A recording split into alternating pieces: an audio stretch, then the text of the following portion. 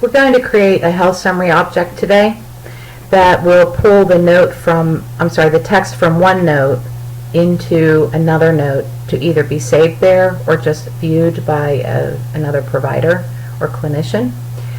So I want you to log into PuTTY, and we're going to go to Test an Option. And the option entry we're going to test is Document Definition. And I'm selecting number 2, that's Manager. Then you'll see that option number 5 is Create TIU Health Summary Objects, and that's where we need to be. So 5 and Enter. And then it brings up a list of all the current objects that are in the system. So you can look and double check to make sure that what you're creating has not already been created. In this case, I know that it has not, so we're going to create a new object. And the object is going to be called Nursing Assessment Screening.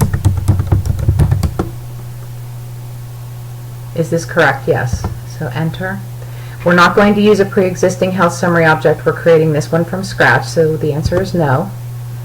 The health summary type, I always make it the same as I did the object name. So in this case, Nursing Assessment Screening. And it asks me if I'm adding. Yes, I am. So yes, and enter. And here it just is asking if for some reason you made a typographical error and misspelled something, or you want to change the name, you can do that here. Otherwise, just press enter. Now the title, we're going to make mixed upper and lowercase and name it the same as our object. Suppress print of components without data. I always choose no, and the reason why is if, for example, I'm pulling in lab values and they just don't exist, the patient's not had any done, it will say that there is no data to return versus just leaving a blank spot in the note. So at least we know that our object is working and looking for data, but there just doesn't happen to be any data. If you make this yes, then there's always that question in the back of my mind, is it really working? So I will say no. I don't want to suppress the print of components without data. I leave block blank. This would be if you wanted to keep somebody else from editing. And then the owner will always come up to your name. So we're going to @ that out of there, because if I leave it in there, if somebody else wants to edit this, it will say that they're not the owner. And obviously it doesn't matter who the owner of this object is. We're not going to copy components from an existing health summary type, so we'll say no. And then it asks me to select the component. That is the piece of data that I want to add to this health summary. And in this case, it's a selected progress note. I know that that's SPN. If you're not sure what your particular element is that you're trying to pull in, you can always do a question mark and it will list. There's quite a few. It will list them all for you. And then the summary order is automatically assigned by the system. So it will label them in increments of 5 as you build, if you have more than one piece of data in your health summary object.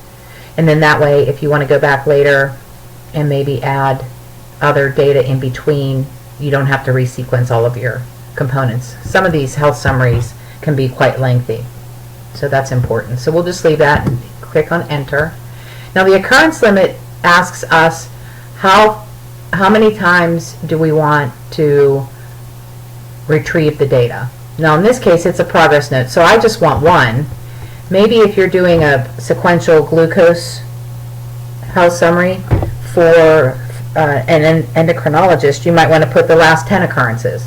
But in this case I just want the most recent note, and I'll have the system look back 1 year.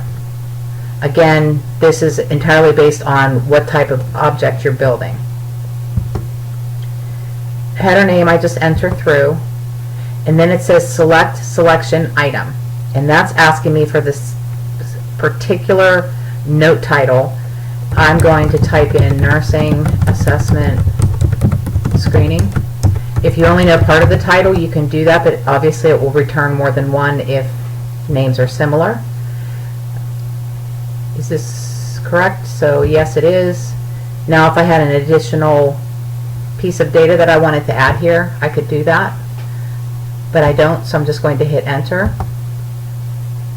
Now this, if you choose yes here, it just brings up a screen that reviews all of the all the information that you entered in all the prompts. So I'm just going to say no, we don't need to look at that. Do you want to overwrite the time limits? No, I'm going to leave it the way I did it. I always suppress the standard health summary. And the reason why I suppress a lot of these, it's not that the information is not good in any way, but it's just, it gets very lengthy, and most of them are just different labels. So I pretty much suppress all of these, including the standard component header. I don't print a label, and we already set this. This is just asking you one more time, suppress components without data, no. Now the object description would be something like requested by Dr. Jones for use in the MD admission note. It can be who the person that has made the initial request, or who approved it, or maybe what date you put this into use. Just information that will be helpful down the line. You think you'll remember, but after you make a few of these, it's very hard to remember the details. So if you had any information like that, you would enter it here. And then it just asks again, do we want to create it? Yes, we do, so enter. And you'll see that it says TLU object created successfully. And that's all there is to it.